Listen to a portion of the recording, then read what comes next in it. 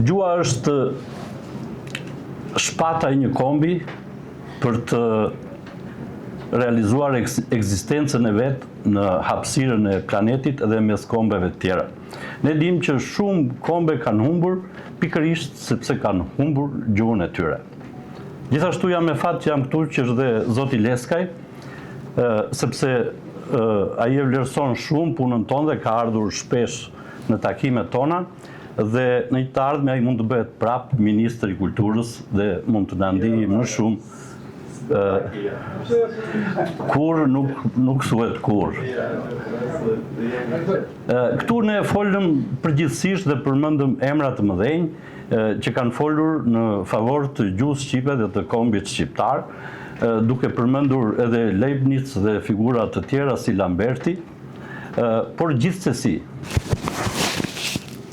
veprat që kanë më shumë peshë janë veprat shkencore, siç e përmendi edhe Zoti Leshi këtu, që mbajti një referat shumë të mirë dhe me shumë vlerë dhe e falenderoj. Dhe ajo që ngelet janë veprat e vërteta shkencore që janë bërë për gjuhën shqipe. Këtu sapo më mori pak më parë telefon Niko Stilos dhe nuk ju përgjigja. Dot sepse jemi në konferencë. Por ne flasim për gjuhën, ndërsa Niko Stilo ka një jetë të tërë që ka shkruar mbi 20 libra për çështjet e albanologjisë, është etruskollogu më i mirë sot në botë, një nga albanologët më të shquar, një nga kërkimtarët më serioz që ne kemi, dhe një vit më parë unë postova një shkrim të tij shqip të gjetur në vitin 1000 para Krishtit. Mandej, në faqen time në Facebook, postova dhe gjetjet të tij të shkrimeve shqip në shekullin 9, 8, 7, 6, shekullin e 2 dhe në shekuj të tjerë. Çka ndos? Ky autor që i ka kushtuar jetën dhe veprimtarinë e tij çështjes albanologjike nuk merret në konsiderat nga institucionet tona zyrtare. Pikë së pari nga Instituti i Gjuhësisë edhe nga Akademia e Shkencave e Shqipërisë. Kjo duket një absurditet. Të mos vlerësosh dikë që i ka kushtuar jetën çështjes albanologjisë është absurde. Por kjo ndos. Por kjo ndos për një arsye shumë të veçantë. Ne njohim disa popull që kanë pësuar gjenocid mbi kurrizin e tyre, siç janë armenët, hebrejt dhe shqiptarët, që për nga numri ja kalojnë çdo populli tjetër për gjenocidet që kanë kaluar. Por asnjë popull nuk ka pësuar gjenocid gjuhësor siç e kemi pësuar ne shqiptarët. Na është prerë shkolla. Na është ndaluar të flasim në gjuhën tënë. Është mallkuar gjuha shqipe. Janë vrarë personalitete që kanë hapur shkolla shqip ose që kanë folur shqip në kisha. Kjo nuk i ka ndodhur ndonjë populli tjetër në masën që u ka ndodhur shqiptarëve. Mandej, një pjesë e vogël e shqiptarëve u bën shtet. Ju e dini që në 1912 ne u bëm shtet. Dhe ai që u interesua më shumë për albanologjinë ka qenë mbreti Zok, i cili dhe pagoi albanolog për të nxjerrë vepra albanologjike siç ishte Milan Shuflaj e tjerë. Mandej, në shtetin komunist, ne krijuam dhe Akademinë e Shkencave të Shqipërisë. Ju e dini që nga themelimi i saj, nga kjo akademi nuk ka dalë asnjë tezë, asnjë ide në favor të çështjes shqiptare. Biles, sa herë kombi shqiptar ka qenë në zgrip, siç ishte lufta në Kosovë, ata nuk shkruajtën një fjali për të mbrojtur popullin shqiptar. Kur ishte lufta në Maqedoni, ata heshtën. Ata kanë heshtur skajshëm edhe kur është vënë në diskutim identiteti kombëtar i Skënderbeut, kanë heshtur. Pse kjo heshtje? Duket sikur është një mister, por e vërteta është kjo. Shqiptarëve të sotëm zyrtarisht u lejohet të flasin vetëm mbas mesharit të Gjon Buzukut. Askush nga ata nuk e ka përxen dot mesharin, sepse duket se dikush ka vënë piramidat që mos të studiohet më tutje. Arbër Xhaferi ka thënë që antikitetin, Europa u adhuroi Greqisë edhe Italisë, ndërsa mesjetën slavëve të Ballkanit. Dhe sa herë që studiuesit ne të pavarur nxjerrin vepra, anatemohemi, sepse zyrtarisht është ndaluar që shteti shqiptar të promovojë gjëra, studime përpara mesharit të Gjon Buzukut. Gjuha shqipe është shkruar me 10 alfabete. Ekziston ajo perikopeja e famshme që është 200 vjet para mesharit. Vetëm se është shkruar me atë që quhen alfabet grek, por në fakt kur lexohet në shqip nuk pranohet si shkrim shqip. Përpara kësaj ka vepra të tjera.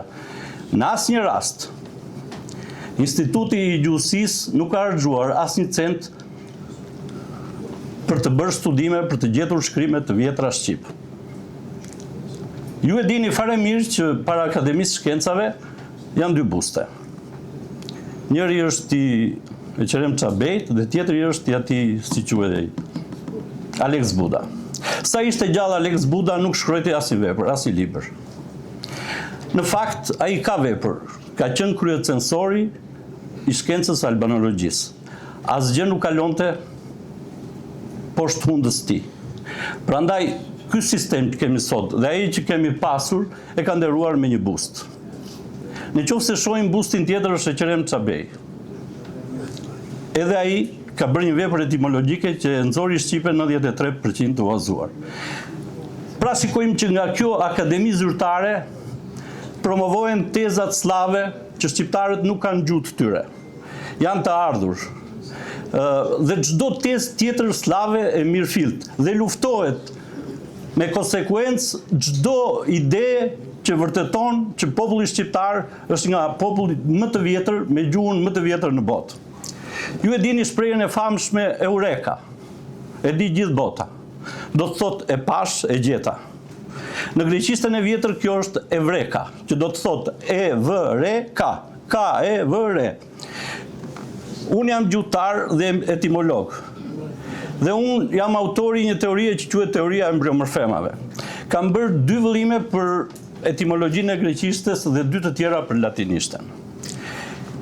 Nga studimet e mia del që greqishtja dhe latinishtja janë të krijuar si plagjatura gjuhësore të gegnishtes.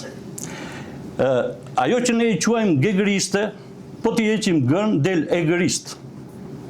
Që do të thotë gjë e egërisht, do të thotë në kuptimin e parë, por ka dhe një variant tjetër, nëse i bëjmë të dyja g, gjë del gjë e gjerisht, do të thotë gjua e gjerisht. Po ta shikojmë me kujdes. Shqiptarët e hershëm, albanasit banojnë në Kroaci.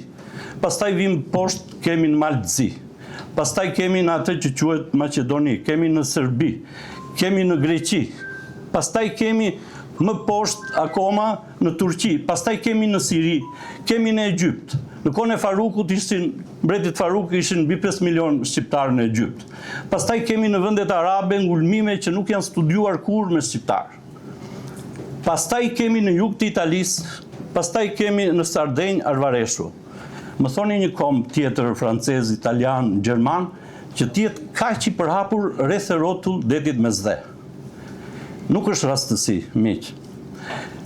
Kjo tregon që ata që më përpara quheshin Arban kanë jetuar në mjafton ta bëjmë rënë del an ban detit Mesdhe.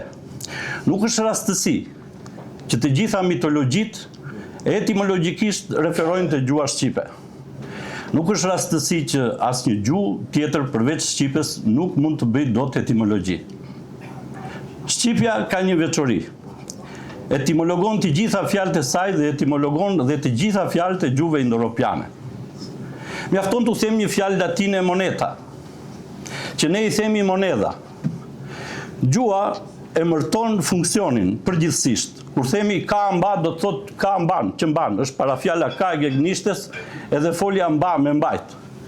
Gamba në italisht do të thot gja mba, gjë që mban. Po kur themi moneta, ne shqipe themi moneda. Çfarë funksioni ka monedha? Kam për të marrë, për të dhënë. Mjafton ta bëjmë nën r dhe nga monedha del mor e dha. Por kjo nuk është një fjalë e zakonshme. Kjo është një fjalë institucion. Kjo do të thotë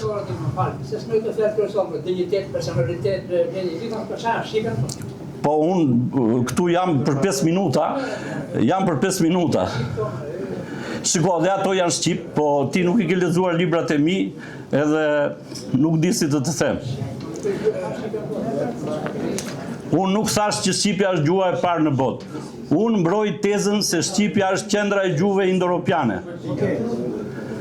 Kjo është, këtë kam thënë. Kush do që thotë që Agronda Lipa i ka thënë që shqipja është gjuha e parë në botë, gënjen duke përdorur emrin tim.